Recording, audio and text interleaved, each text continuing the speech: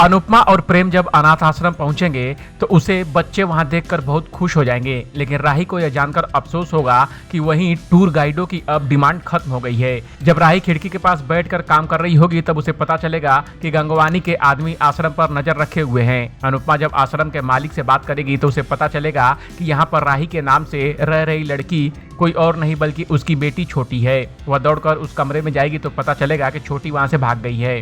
उधर तोशु की चालाकी अनु के रसोई पर भारी पड़ेगी, क्योंकि न सिर्फ खाने का बेहिसाब ऑर्डर वापस आ जाएगा बल्कि जिन जगहों पर उन्होंने खाना भिजवाया होगा उन्होंने उस क्लाउड किचन के नाम पर एक नोटिस भी भिजवाया होगा। जब जानकी काकी तोशु को बताएगी कि उनकी होशियारी किचन पर भारी पड़ रही है तब वह नोटिस छीनते हुए कह देगा कि इस बारे में अनुपमा को बताने की जरूरत नहीं है, वह खुद सब हैंडल कर लेगा।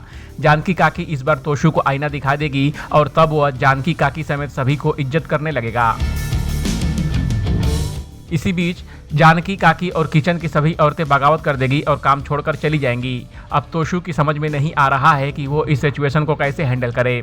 घर पहुंचने पर जब लीला और पाखी को वह सब बताएगा तो बात खुलते देर नहीं लगेगी कि सारी गलती तोशु की थी। लीला यह सोचकर और परेशान हो जाएगी कि शादी में भी उसने यही खाना भिजवा दिया है जिसे खाकर सबकी तबीयत खराब हो रही है। उधर अनुपमा की बेटी घाट पर अपनी माँ की खूब बेइज्जती करेगी और उसके साथ जाने से इनकार करते हुए कहेगी कि आप मेरे लिए मर चुकी हैं। उधर अनुपमा और उसकी बेटी के बीच खींचातान चल रही होगी और उधर आश्रम में गंगवानी गुंडे को लेकर पहुंच जाएगा। वह व्यास को बताएगा कि 7 दिन पहले की बजाय उसने आज ही आश्रम खाली कराने का फैसला किया है। व्यास उनके पैरों पर गिरेगा लेकिन बात नहीं बनेगी। वहीं तोशु उन मसालों को दुकान पर बेचने का फैसला करेगा जिसे लोगों ने रिजेक्ट कर दिया है, लेकिन लीला सही वक्त पर उसे रोक देगी। हालांकि तोशु उनकी एक नहीं सुनेगा।